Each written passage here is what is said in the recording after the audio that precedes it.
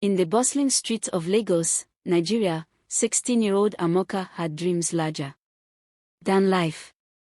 Born to humble parents, her father, a taxi driver, and her mother, a small-scale trader, Amoka was their beacon of hope. Her brilliance in school earned her scholarships and the admiration of teachers and classmates alike.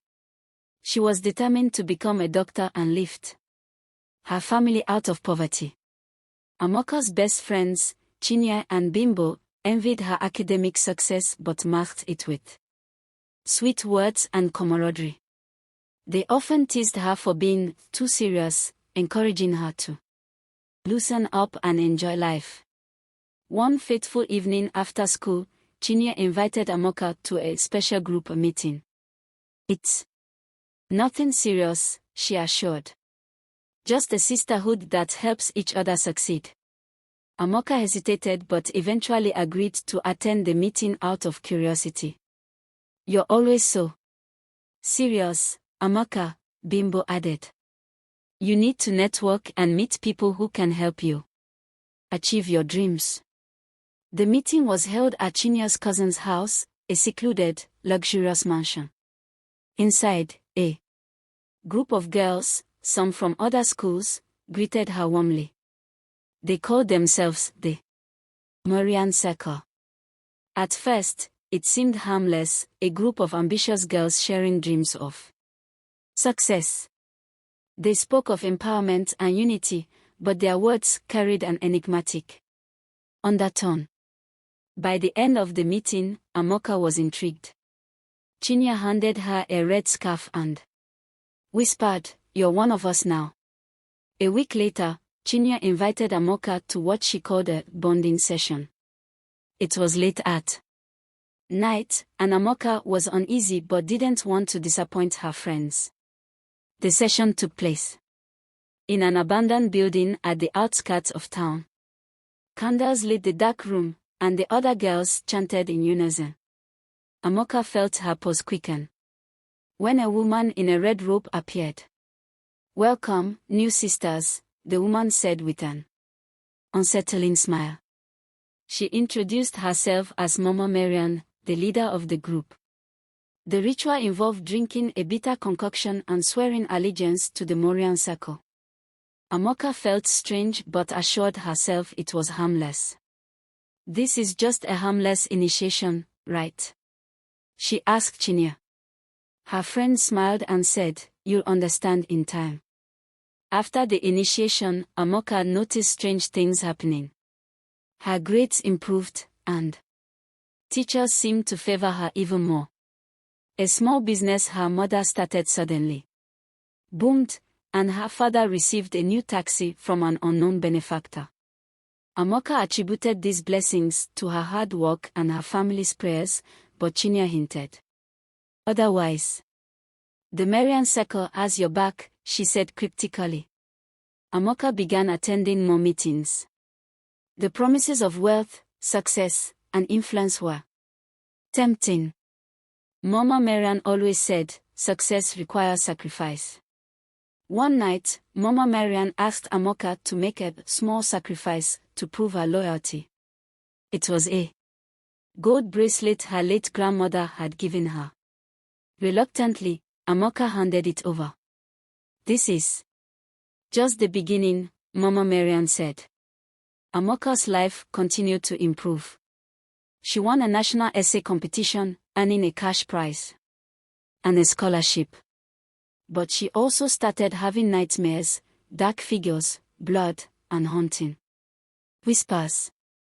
Amoka's mother, a devout Christian, began to notice changes in her daughter. She often caught Amoka staring blankly or waking up from nightmares. "Amoka, what's going on with you?" she asked one evening. "Nothing, Mama," Amoka replied, avoiding her mother's gaze. One Sunday, Amoka's mother dragged her to church, where the pastor prayed over her. "There's a dark force around this child," he said gravely. Amoka dismissed it as religious exaggeration, but the pastor's words lingered in her mind. At the next Marian Circle meeting, Mama Marian revealed the true nature of the group. "We serve the Marine Kingdom," she declared. "It is through its power that we achieve success." Amoka's heart raced as she listened. The Marine Kingdom demanded loyalty and sacrifices, human sacrifices. "You've already benefited from the blessings," Mama Marian said, her piercing eyes on Amoka. "Now it's your turn to give back." Amoka was horrified but too scared to defy the group. Mama Marian handed her a knife. "Your first sacrifice must be someone you love," she said. Amoka spent sleepless nights wrestling with her conscience. She considered running away but feared the group's wrath. One night, Chinya and Bimbo came to her house. "You have to do it, Amoka," Chinya whispered. Torn between fear and loyalty, Amoka chose her younger brother, Nonso, as her target. But as she stood over him, knife in hand, she broke down and couldn't go through with it. The group found out about her failure. Mama Marian was furious. "You've invited a curse upon yourself," she screamed.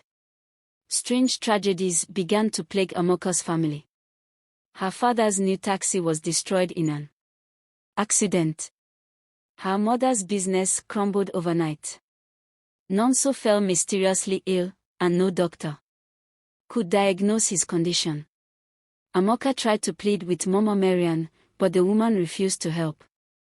"You failed us," she said coldly.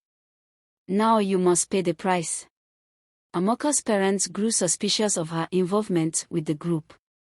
When they confronted her, she broke down and confessed everything. Amoka's parents decided to fight back spiritually. They turned to their church for help. A series of intense prayers and deliverance sessions began, but the Marian circle did not let go easily. One night, the group attacked their home. In the chaos, both of Amoka's parents were killed, and their house was set ablaze. Amoka barely escaped with her life. With her dreams shattered and her family gone, Amoka became a shadow of her former self. She wandered the streets, haunted by guilt and the weight of her choices. Eventually, she found refuge in a small village, where an old priest took her in. Through counseling and prayers, she began to rebuild her life, determined to warn others about the dangers of greed and misguided ambition. Advice to people: stay grounded in your values. Choose friends wisely. Question everything. Communicate with trusted adults. Avoid shortcuts. Stay spiritually alert.